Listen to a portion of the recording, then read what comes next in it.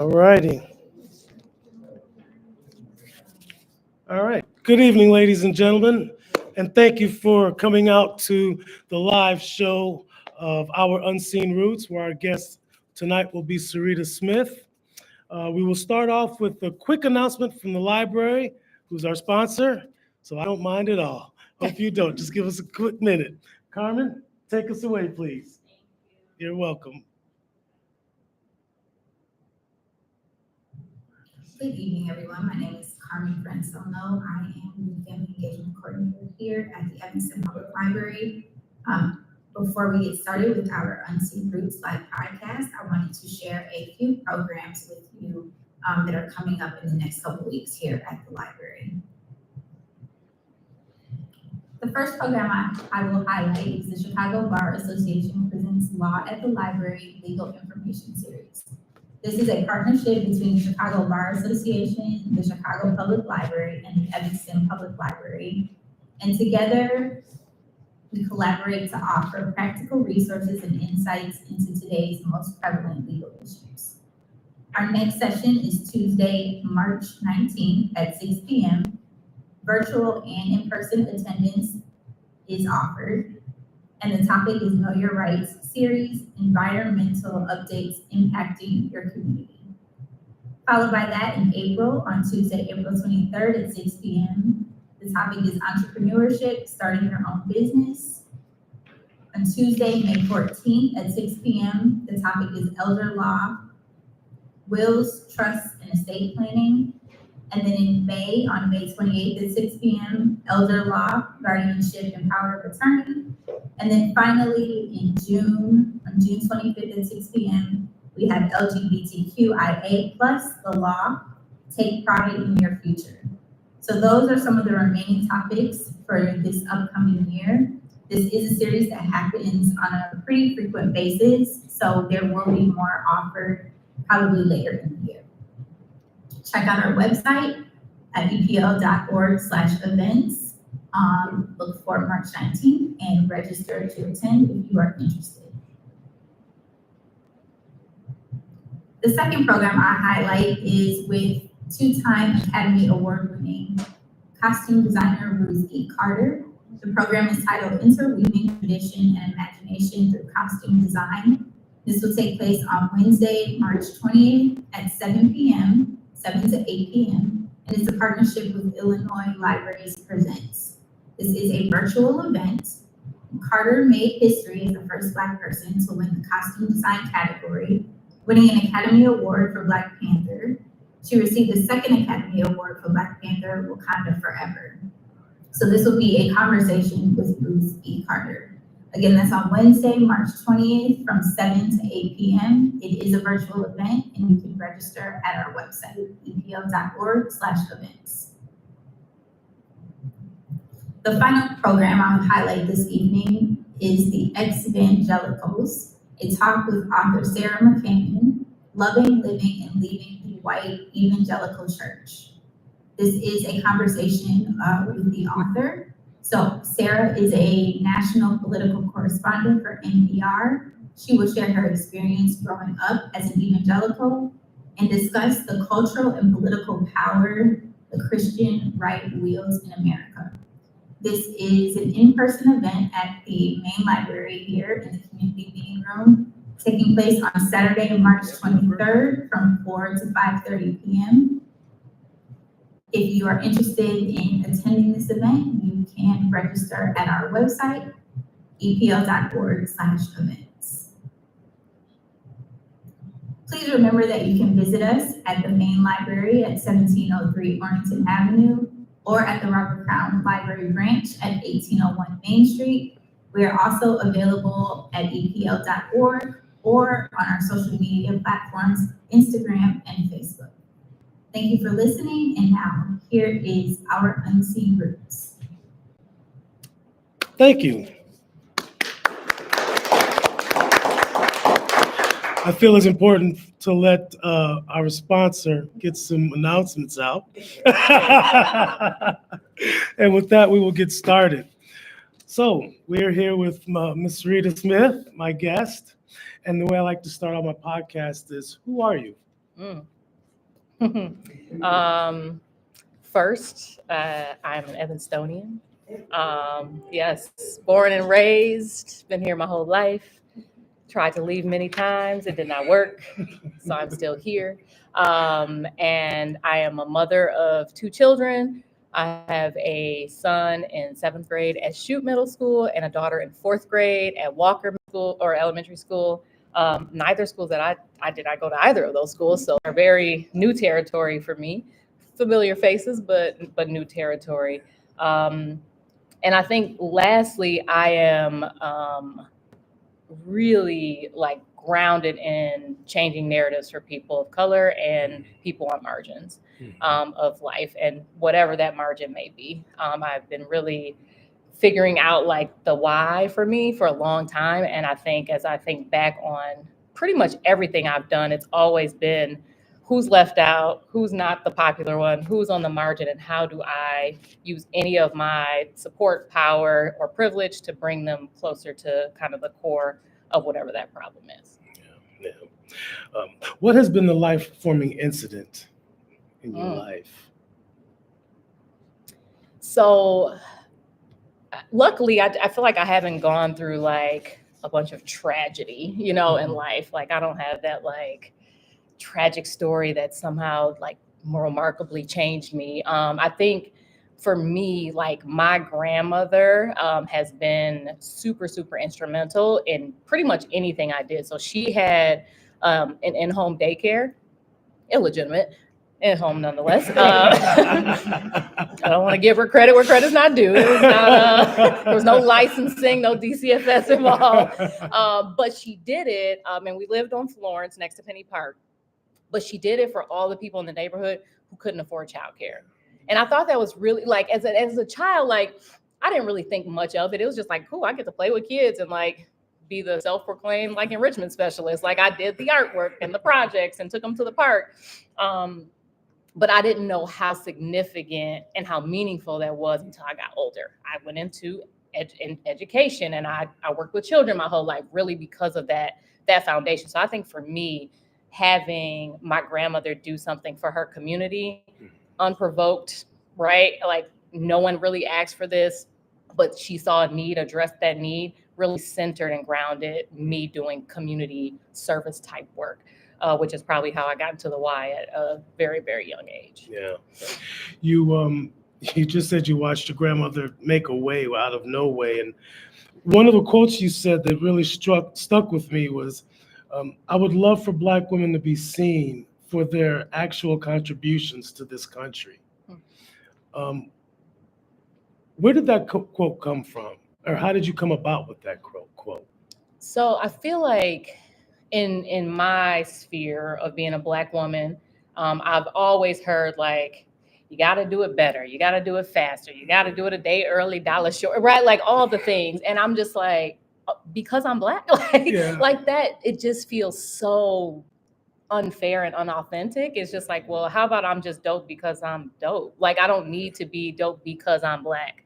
I shouldn't have to be really successful because I'm Black, right? And so if I can erase the because I'm Black, and not because, to be very clear, not because I'm not proud to be Black, but I don't think that should quantify why I'm dope, why I'm educated, why I'm successful, right? And I feel like we always have to quantify it, and that annoys me, right? Like Black women are dope just because they are women doing dope shit. So, wait, can I? There are children doing dope things in this world, right? And so, well, my son's heard a lot of it. So fair. Yeah, so I feel like it kind of came from that. Like I feel like my grandmother was a community pioneer, and not because she was a Black woman, it's because she saw a need and decided to do something about it, right? Yeah. My mentor is a Black woman. She's killing it. And I just always feel like the title Black woman has to be attached to it. And that annoys me. Like she's dope because she is just successful. Now, I think the Black woman is the icing on the cake. It's like, she's dope and she's a Black woman, not but because. Yeah. As a Black woman, what is your greatest superpower? So I'm a social worker by trade as well. So healing childhood traumas, I feel like is where I thrive.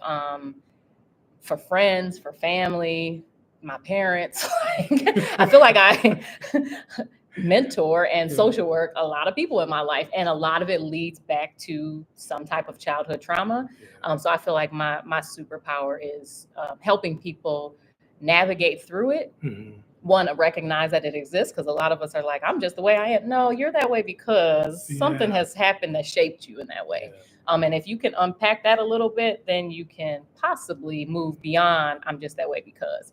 So yeah, healing childhood trauma to help people reach their highest destiny, I think, is my superpower. Which leads me to my next question. You're healing other people, so that means you're taking in a lot of energy. What nourishes you? Yeah, I have a really good like on and off switch. So I I don't know how that I take in so much necessarily, and maybe it's the social work training. But honestly, I think what nourishes me is seeing other people be successful. Like I love to champion other people's success. Like I don't need the accolades. I don't need the newspaper articles. I'm gonna hopefully stop being in them. I don't need that. Like I don't need, right? I don't need those to feel successful, but I really find success in seeing other people like champion themselves. And so I feel like at the Y, I worked a lot with young people. I thrive with seeing young people start at a space and believe that they can do something and then reach that. I talk to several young people still. They are now adults, luckily. That I've mentored from the Y, and like just seeing that trajectory and seeing them become successful really does. What is the Y meant to you? Yes, the Y means everything to me. So I started at the Y at the very young age of 16. It was my first job, and then I did not leave until I was 35. So I was there a very, very long time. And the Y has kind of been the constant thread through kind of every big moment of my life. Graduated high school, I was at the Y. I graduated college, I was at the Y. I met my husband at the Y. My children were born while I was at the Y. Like literally every pinnacle moment of your life happened for me at the Y. And I feel like I've stayed, and people my age, I'm a millennial, they don't stay in jobs 20 years. That's not a thing, right? But I had some extremely fundamental mentorship at the Y that continued to push my growth. And I think I learned there, and what kept me there for so long is that I would get the parameters like, okay, we're going to do this youth program. We need X amount of kids, and we need to make sure they do homework. I was like, so beyond those things, I do whatever else. They're like, cool. Just give me the parameters. And then they really did let me kind of grow within those parameters. And for every position I got parameters, and I was allowed to stretch them a little bit. I'm a little more ask for forgiveness than permission person, but I stretched them a little bit, but mostly to the advantage of the program or the people we were serving. So I think the Y just really grounded me and developed me as a professional. Yeah. When we spoke before, at some point you said that it was good to go to a job where you thought that the crazy ideas could actually be, and they weren't actually crazy ideas. How has those crazy ideas helped you? Yeah, so so the only other job I have had is at District 65. Like 40 years old, I've only had 2 jobs, which is unheard of. But I think the Y allowing me to be creative. I'm a very intuitive, creative kind of mind person. Like if there is a solution that needs to be derived, I will figure out how to get there, right? Like just give me the end goal. And so I think not like limiting me really like expanded that. And then my mentor helped me refine it into professionalism, like as I got older. And I think that really did help me at District 65. Again, like I went into a space that like my department was not really a thing when I got there. I was told that the people that were in my department weren't really friendly, and I'd probably have to manage all of them out. I did none of that, right? Like I went in kind of eyes wide open, and I was like, what's the parameter? Policy. Cool. So anything beyond that, I can play with, and I could do great. And so I took that same mind frame into kind of the role that I did at District 65. And people were like, how'd you change the department? I'm like, I mean, the policy, that's what the policy said. I'm just making some processes under the policy. Yeah. And so again, that kind of attitude of asking for forgiveness also worked in District 65 instead of permission, as long as I, again, kind of had my my parameters and my threshold. You knew the rules, so you knew that where you could play. And Absolutely. yeah. Who else helped you become the woman you are? Yeah, I was actually just talking to some kids last night about this, because they asked like, what shaped you between like the ages of 8 and 13? So again, obviously my grandmother kind of set that foundation.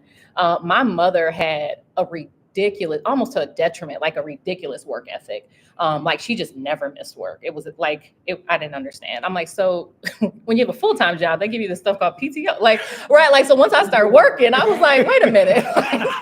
You get that time off where you could leave work and still get paid. I'm confused. Like you never take PTO. She doesn't take PTO. She doesn't take sick time. Like she has that like just work to the bare bone kind of mentality. And so I gravitated to like working hard, really good work ethic. And then I met my mentor, Monique Parsons. She's the CEO of the YMCA. When she came, she was a vice president of programs, I think. And I was just like some wild, like 19-year-old, I don't know, like, I was like trying to figure out life. And she was like, you child, come here, let me put you under the swing here.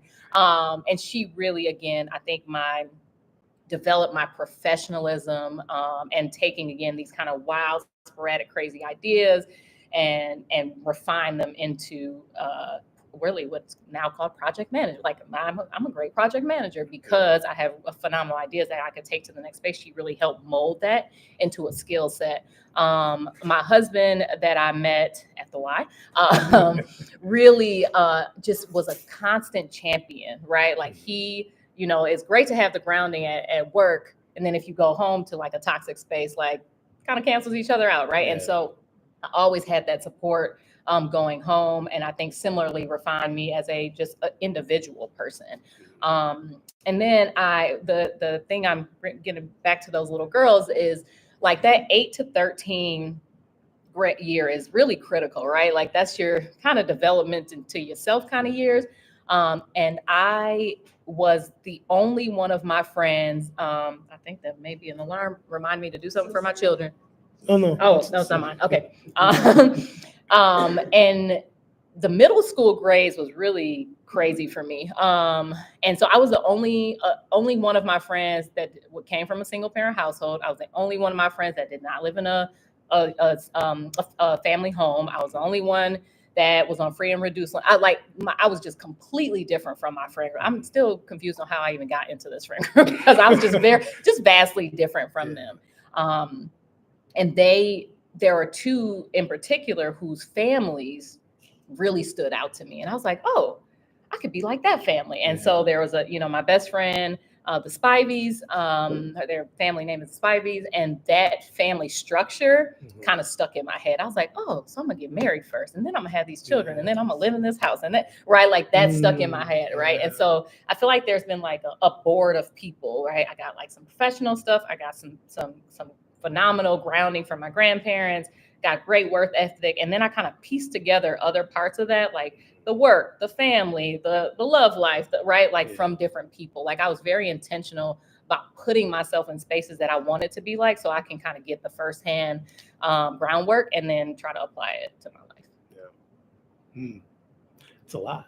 I don't think it wasn't very intentional. I don't think I knew what I was doing, but but I like the fact that you took examples of people that you've seen in order to create what you wanted for yourself. That can't go, missed. Do you believe you're living in your purpose? Why or why not? I do. I think it took me a while to figure out the purpose because, again, I'm a little like all over the place. Yeah. So, but I went to a Black female summit at ETHS like, I don't know, 6 or 7 years ago. And I was just like volunteering and being like a group lead and, doing the breakout sessions with Black girls that were at ETHS, young ladies. And we went to a panel discussion, and it was a woman that spoke, and she said, everyone needs to know their life elevator speech. And I was like, I don't have one of those.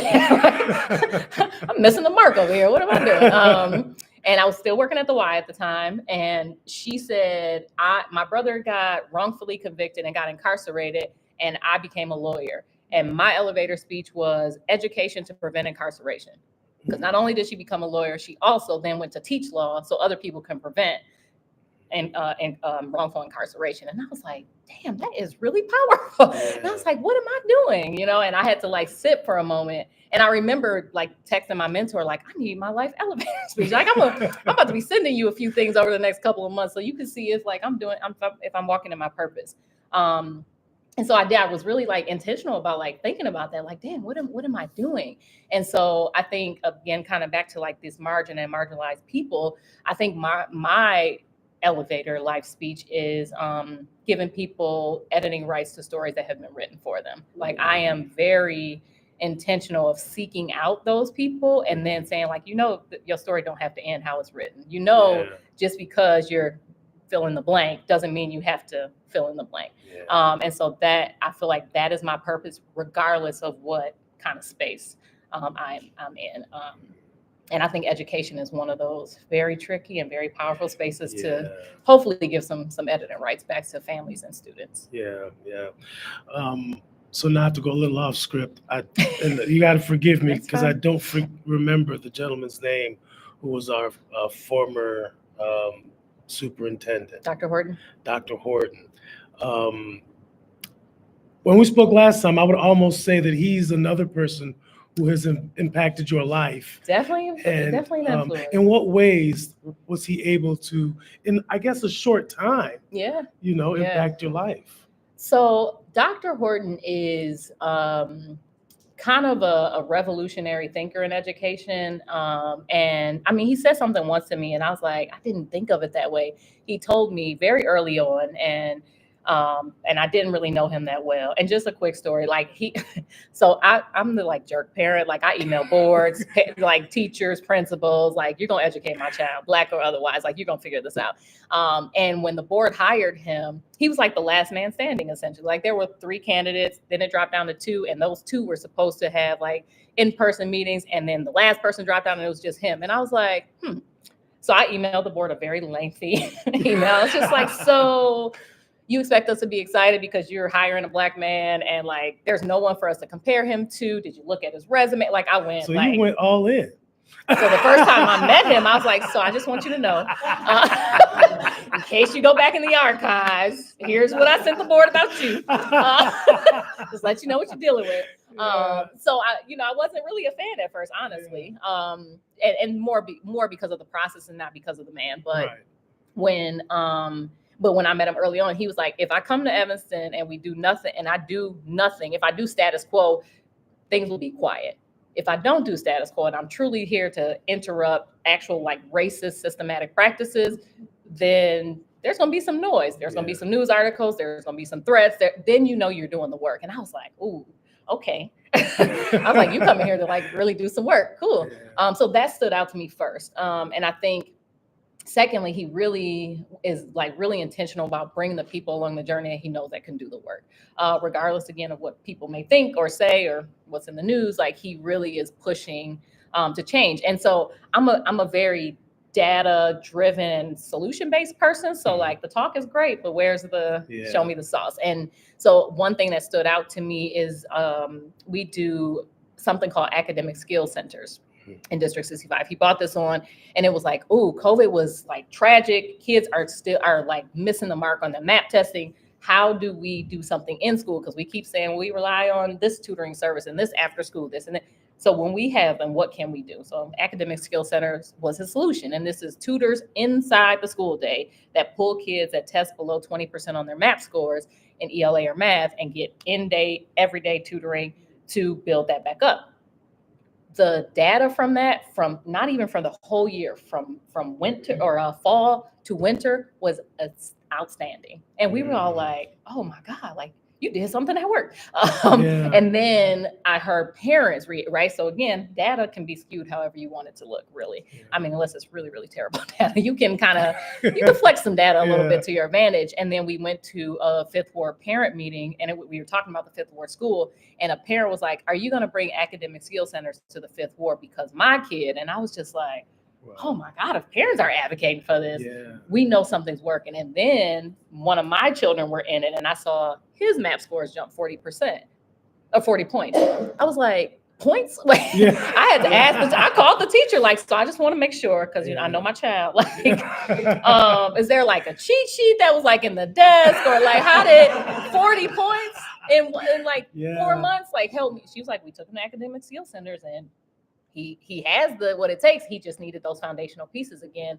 So like seeing something that works, especially for children of color, that we've been talking about this for a long time. After that, I was kind of sold. Yeah. What do you wish you had more of in your life? So I feel like, especially knowing what therapy does for people these days, wish I had it way earlier in life. So I come from a very traditional kind of broken home, if you will. Like my father was not involved or involved sporadically, and my mother had a lot of regrets. And my mom had me, she was 17, so she was really more like a sister. And I don't think I knew how to process those emotions until much later in life. So I really feel like having a little more therapy and grounding would have been nice. I mean, I feel like there has been some great Black teachers along my journey that have kind of filled that void for me a little bit. But I think that would have helped my self-worth and self-esteem much, much earlier than I had it. And I come off very poised and positive. However, in those later years, I was a little all over the place. And then, as kids, once they don't have those foundational skills, and then the self-esteem becomes a thing in middle school or whatever, like they act out or they do things, right? And so I feel like had I had that earlier, I probably could have been on this journey much sooner. Yeah. And I also wish I was in education much sooner than I got into it. Yeah. You mentioned something just now that I know it was important, and I don't know how important it still is today. Because back in the day when I was in, elementary school, Miss Davis was one of my teachers. My mother-in-law had a huge fingerprint, Miss Kitty Fulls, on Haven. My last guest, one of my guests, Miss Willie Shaw, had another huge imprint on Haven. Do you think it is important today that we have educated Black teachers that care about our students in our schooling? Absolutely. And that is not to take away from non-Black teachers who understand the work. Definitely. There is a different connection and relationship if you come from the same background, same type of household, etc. I mean, Ms. Fulls at Haven was like our Black teacher, right? Like she was the one we went to. Like she was like, okay, everybody knew, like if you had a problem, you went to Ms. Fulls, right? Like that. So like having those throughout. I did not have a single Black teacher K-5, not one. And I was really pissed off at the principal because there was one Black teacher in third grade and none of us was in her classroom. And I was like, you did this on purpose. Like, why would you put the Black kids with the Black teacher? I just couldn't understand it. I didn't get it. And so like, I feel like I missed it in elementary, and then we all got to like middle school and there was like a Black teacher. We were all like, oh my God, like, how did this happen? And then a year later, we got Mr. Michelin was our Black principal. So we were like in like Black glory. And mind you, there was only like 3 of them in the whole school. Yeah. But it felt like, right, for us, it was our 3 teachers, right? Yeah. And so we went to them literally for everything. Yeah. We were out, Ms. Fulls, this is going to be crazy, but I remember this book called Winter. And it was like a weird, like raunchy, weird book that all the girls were reading in 6th grade. I don't know why we read this book, but it was super relational, right? Yeah. It was like a teenage girl and like projects or something, and like she got pregnant. Like it was crazy. And so it was a book like that caught fire all of a sudden for all the Black girls in middle school. And I remember us going to Ms. Fulls, like, guess what? We're reading this book. And she looked at us and she was like, and like like I don't care about this like raunchy. Like she was like, so what about? And then she kind of pushed us to say like, so I need you to understand that this isn't your identity. Right. This is not the only thing that should catch fire to get you to read. Yeah. So let's also talk about some of these other. And then she created like a reading group for lunch for us so we could explore other books. And she was like, and y'all can still read it, but we gonna also look at some other things, right? Like you need those type of people that can talk to you that way, right? Because I think there's a certain way a Black teacher can talk to me that others cannot. That I would accept, right? And I think those type of relationships are super, super helpful. Yeah. The coldest winter ever. Come on now. Tell me that book wasn't. It was crazy. Page Turner. I might reread it just because I remember it so vividly. Like, and I wasn't a reader. So like the book that had me reading, I was like, oh, okay. This And is it's so interesting that she turned that moment, you know, she didn't scold you, but she used that moment to get you to read more and different books. It's great. Yeah. Let's move, Nana. That She was smooth. Yes, she was. What would it look like if you were only doing what you wanted to be doing?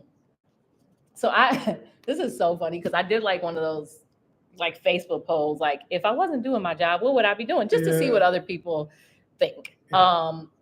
And politics were all over my feed. And I was just like, I could see that though. I cannot. I don't have a filter. Like, I don't know that I could. But you know what? My mouth sometimes. To your credit of not, your credit of not having a filter, we've seen how that has worked out before in some instances. That is fair. You know. So I really do feel like something around education policy is in my future. Mm-hmm. I could see that. At this point, kind of one of my dream roles is to do something in kind of this area of policy to practice, because I came into the district thinking like our policies were crap. I was like, as a parent, mind you, never read one, but I was like, it's got to be the policies, right? I'm always like straight to the top. It's y'all. So as I got in my role, I was like, wait, the policies are bad. There's just no practices. Like we haven't created intentional practices that go like policy just keeps us legally bound, right, and out of trouble. There's so much that can happen between the policy and the practice. And if I could I feel like I'm really good in that space. So sitting in that space or driving policy at a state level, I think is maybe where I might be going in the future. You are the director of student assignment. How long does it take you to sit with a student or a student and their parents and know where they need to be? How long did it take me to sit with you? No. Make it real personal. No. So it's interesting because before I came to that district, the process was very transactional. Mm-hmm. It was like, it was in a random room upstairs. It was not very personal. Like people just like randomly came in. We didn't know what to expect. So I got a little flack for like, no, you need to make an appointment because I need to know how to prepare for you. Like not because we're being jerks or because we don't want to see you.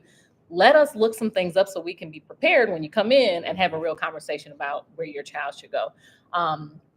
And I feel like we did not center equity in those decisions. We did not center policy in those decisions. And so like it really did shift pretty drastically. And sometimes those meetings are like 5-10 minutes. Parents are like, I know what I want. I want the walkable school. This was where my kid's going. Great. Wonderful. Great to meet you. Here's a few things. Here's a lunch menu. This is how we do things, right? Yeah. And carry them on. Others are more complex, right? Yeah. I mean, we have a huge homeless population right now. I mean, most school districts do because of COVID, like people are just displaced. So having those conversations are conversations. That isn't just like, hey, where are you living now? Let's put like, do you have family here? Is there a cousin? Is there a place where your kid knows someone so we can give them some type of continuity? And right, so we really do, I think we've stretched those conversations to really think like, here's the baseline. Everybody typically goes to their homeschool baseline. Here's everything else that goes along with that. And let's really talk through like how this makes sense for your family. And if we can possibly do something to maneuver our process to make your family feel safe and secure at the school that they're going to. So it has really become a little more of a conversation versus a direct and a mandate. Yeah. And I think that's very important considering you're one of the first faces that, you know, the parent sees and is able to actually trust based on the conversations and the time you spent with them. So they're more likely to trust you and come back to you if there's a problem. Yeah. Otherwise, they may not do that if they don't have that that relationship. Yeah. And we've had some real conversations. I mean, there are parents that have come in. I've had white parents come in and say, I heard about the ACC program. I want my kids in that program, and here is why. We like, okay, let's take some documentation of this. That's pretty dope. And then there are Black parents that come in and said, I was harassed at Lincolnwood. I will never send my child there, even though that's their assigned school. And I'm not going to make a family go there, right? Like we have some options. So I believe similar parameters. I believe there's some parameters now. You can't have any choice, but there are some options within the parameters. So let's talk about what that looks like. And we have real conversations about the leaderships at those schools. Like I know every single principal, right? Like I have relationships with all of them. And it's just like, oh, Principal Davis at Kingsley is actually pretty phenomenal. Let's talk to him. Like I would love for you to go meet the school. Like it's not like some novice idea to go like check out a school first. Like you can go talk to a principal, you can go get a tour and then come back. Like you don't have to make a decision right now. So like those conversations have been pretty real for our team, especially on the heels of COVID, because families are really anxious. We're really, really anxious coming back into school after that. What does the outcome look like, or what is the outcome sort of feeling like for the Fifth Ward School? So excited. So we are planning to break ground this summer, which is super exciting. And it's one of those like you celebrate and then like all the work happens, right? Like great celebration, and now it's like, all right, now it's time to dig your heels in because like the real work is happening. So we have some new renderings that were submitted to the city. We have to probably go through zoning again, just because we've changed some things. But it is still on the horizon. It's promising. It looks super cool. Some of our classrooms, we got to design them with teachers and like movable dry, like walls become dry erase boards, but behind it is storage, like the little things that make teachers like happy, which is super helpful. I think the green space has been the most challenging part of it because the physical land that we own is not that large. And by city mandate, we had to put parking on that land too. So the green space, I feel like, is the most challenging part of that school right now, but very excited for the future of it. I met with the senior club of Evanston, Foster Senior Club. Thank you. A few times because something I talked to Dr. Horton about when he was here is like the naming of the schools does not belong to District 65. And I was really adamant about that. I was like, I will help with this project, but y'all don't get to name this school because it's not yours. Why? Why don't they get to name it? Because the people that are in power right now have not fielded or felt or had to deal with all the trauma that has come along with not having that school there. So the people that feel the trauma, those are mostly people in Foster Senior Club. Like they are still here, still fighting, still right.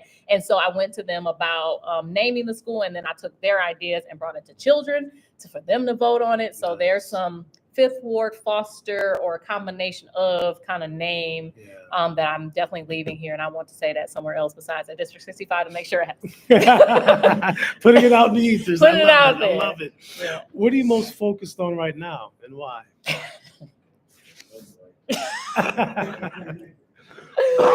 I am focused on transition at the moment. Unfortunately, but fortunately. Fortunately. Again, I've been here, my entire life. I really have. When I applied to colleges, I applied to nothing in Illinois. Got into every college. None were in Illinois.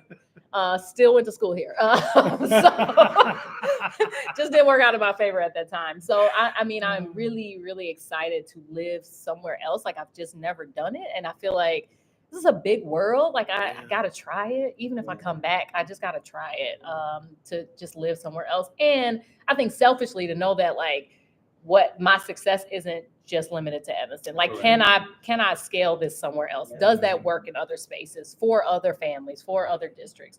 So yeah, definitely just excited about that transition. Things I don't get like anxious or nervous. So like, I'm not like bothered in any way. I'm just more like, okay, like, what am I going to do first? And what schools are my children going to? And what, right? Like I got my like Excel spreadsheet and checklist. Data driven. Got my data. So yeah, just really kind of focus on the transition and making sure I leave this piece of the work in good hands and leave it in a way that people could pick it up, right? Because how Sarita's brain work may not translate to others. So I have like several documents, like how to do student assignment. It's like a brain dump of like the process. And here's all the data that's relevant to this next phase of the work. And so I've been kind of spending time organizing the work in a way that someone else can consume it besides my brain. What should we be looking for as District 65 Evanston Skokie School District parents in our next director of student assignment? That is a great question. So 65 is going through reorganization. If you followed any of the news, there's a deficit, so things are shifting around. And that is not to say that the work will get lost. I just don't think it's going to look exactly how it is right now.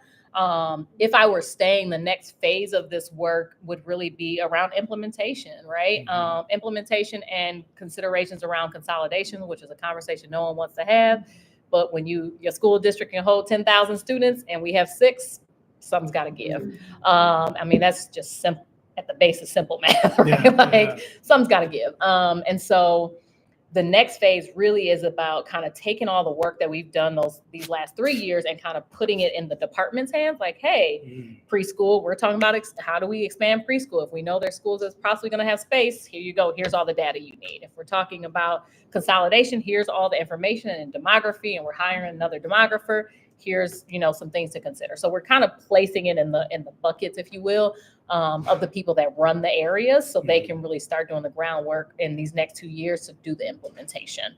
So again, it's not going to look exactly the same, and the implementation phase is a little less community driven because the operations and the finance, like it's a lot of internal stuff, but they'll still be able to come to the community and say, here's what we're thinking, let us know, give us some feedback, and then start the implementation process. Good to know. Good to know. Who are some of your co-conspirators, the people that help you to meet the challenges facing you? So I feel like in work, I'm really strategic about finding those people early on. Like, who do I need to know? And really finding the naysayers. Like, I want to bring them along. I'm like bring the naysayers along the journey. Like, I hear you. Come on, let's look at this data together, right? Like, because you can be a naysayer from afar, but when you're up close, I think it gets a little silenced, right? And so I'm really conscious of making sure those people are at the table as well. And then, we were just I was working with my team today on putting together our handbook for our department, which is ridiculously long, but we got to have, if someone picks something up, you got to be able to apply it. And one of the areas is who do we all, what are the areas we work with? And so finding those spaces is really important, because then I go and make those relationships pretty quickly in the workspace. I think personally that kind of that board of my board life of directors will, regardless of where I am, right? They will be a phone call or a FaceTime away. So I've already let them know, hey, don't think because I'm leaving, I'm not going to be calling, because I will.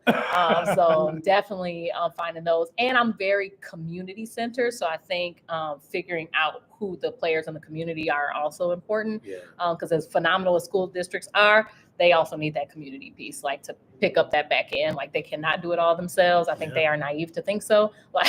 Before and after school is a thing, right? And so how do we work with those spaces to kind of carry out our vision and mission? What can your community do to support you?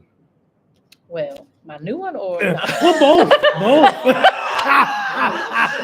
Because like you said, you'll be back. So there have been 2 things that kind of have been flurrying and that I've been trying to put some fillers out for. I think one is in order to kind of keep this work going that has happened at District 65, we need a strong board, and there are going to be 4 board seats up for grabs or open. I don't know the correct term, but not a politician. Open soon. So I think making sure that we are intentional about getting people on that board that really understand the work that has the groundwork that has been done, because that could flip right in the matter of moments. So I'm really been intentional about thinking about asking people to run for a 65 board. I think it's really important. And people that have been around this journey, Yeah. right? Because you could come in again with fresh eyes and be like, none of this makes sense, but you haven't been here for 4 years that we've been Right. like, Right. marching through these waters. So I think that's really important. And I think the other thing is, and I've been talking to a few people, and Mr. Brownlee has a group, and I'm going to forget the name of it, but it's essentially like a Black parent group that he has started, and the board is, and the district is like thirsty for the Fifth Ward parent voice, and it is non-existent right now. And I do think that if there was a collective group that represents those Fifth Ward voices, that they would listen and apply what they are asking for. So I think we kind of set the groundwork for it. I think we did some phenomenal surveying in partnership with Northwestern to get that voice at the center of the table.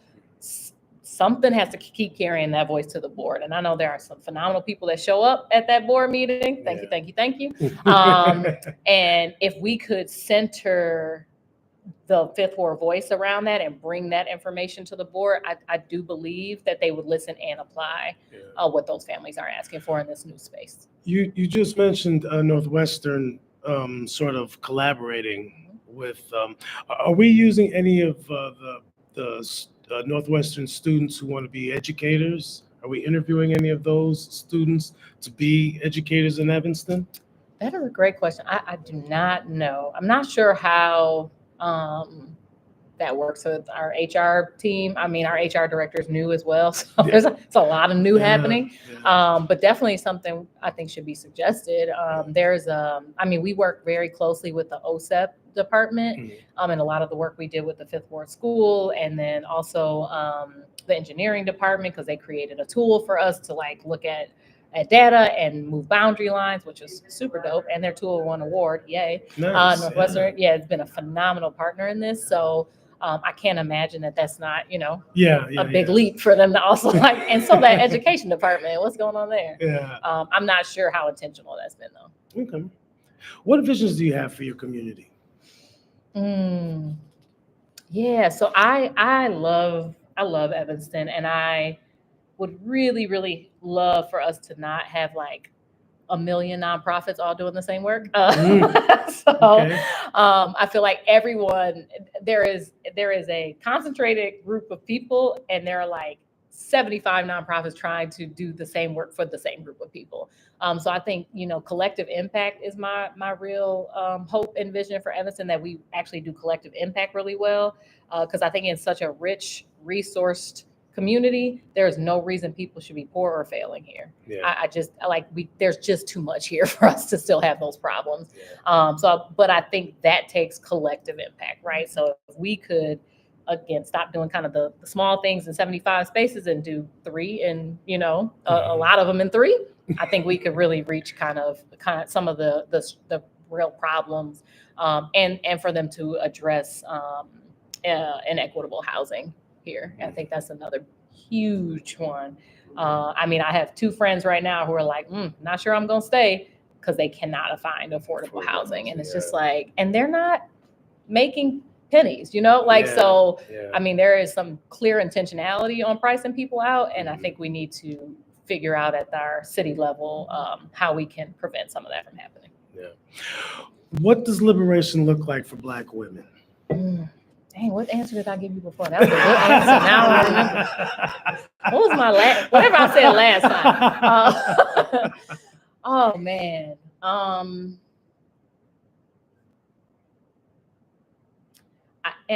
not going to quote myself exactly, but I really think part of it is giving us our credit where our credit is due. Black women have been behind so much in this country. We talk about civil rights and MLK, and no one talks about the Black women that had led him there. You talk about the Black Panther movement, and no one talks about the Black women that held things down, right? There's always if you turn around, right, a Black woman doing some amazing work. And so I think part of liberation is, one, giving us our credit, and then the other part is then letting us stand on that credit to do more, right? And because sometimes if you don't have the building blocks, it's hard to look over that fence. And it's we made the blocks, we painted the blocks, we engineered the blocks, and then we still we don't even get them, And so I think if we could get the credit where credit's due, and then stand on that credit, I think that looks like liberation for me. Yeah. Well, that was yeah, you're so right. You're so right. You had another quote, and I thought you were kind of going to go there, but you kind of did. You kind of did. Black women are the mothers of this nation, and I like quotes, so I'm actually going to start some T-shirts, mugs with just quotes of my guests. That's cool. And so, with that quote that you said, it made me immediately think of the work that Michelle Obama had to do in order for President Obama to be who he Wow. was. Because I could only imagine there are a lot of decisions that he made that he actually ran through his unseen roots, Yeah, you know, for sure. that we don't know about. For But sure. Sarita, this has been great. I'm out of questions. I want to thank you for your time. I want to thank you all for listening online. My next episode will be released on March 15th. My guest will be Tasha Wilson. We'll be talking about the Auks and amongst other things. And then my next live guest will be April. Bad host. The first Wednesday of April. The first Wednesday of April. My guest will be Jessica Cooper. Is she the director of the workforce? I'm asking my wife because she knows for the city of Evanston. So that's going to be another interesting conversation because we all have kids and we all need kids to do their part in order to be the future. And so Jessica helps with that. Thank you, ladies and gentlemen, for helping support our unseen roots, and we will be doing this again soon. Thank you. Thank you, son. Qualification. Good job, Daddy.